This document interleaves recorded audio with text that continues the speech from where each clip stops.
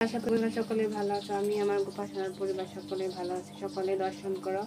আজকে হচ্ছে গিরি গোবর্ধন পূজা, তো বাসায় রান্না বান্না সমস্ত কিছু চলতেছে।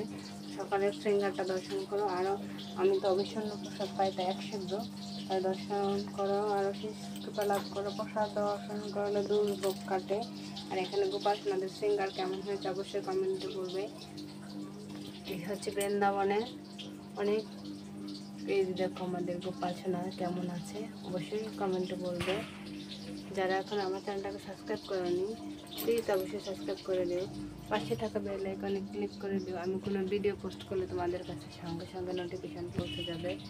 হরে কৃষ্ণ কৃষ্ণ কৃষ্ণ হরে হরে, হরে রাম রাম রাম হরে। জয় শ্রীকৃষ্ণ, রাধে রাধে।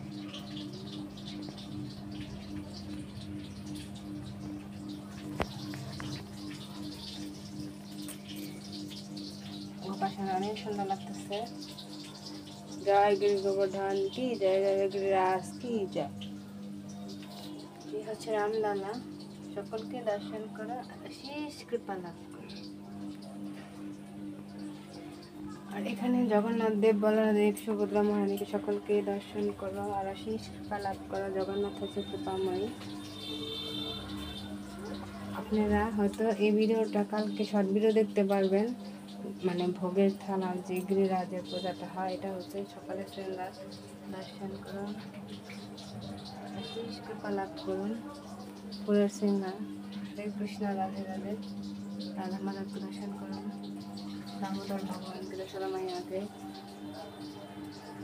মায়াপুর চন্দ্রদা, রাধা মাধব সকলকে দর্শন করুন। আমাদের সরস্বতী মাতাকে দর্শন করুন, অশেষ কৃপা সরস্বতী মায়ের। দেখুন সরস্বতী মা কি সুন্দর লাগতেছে।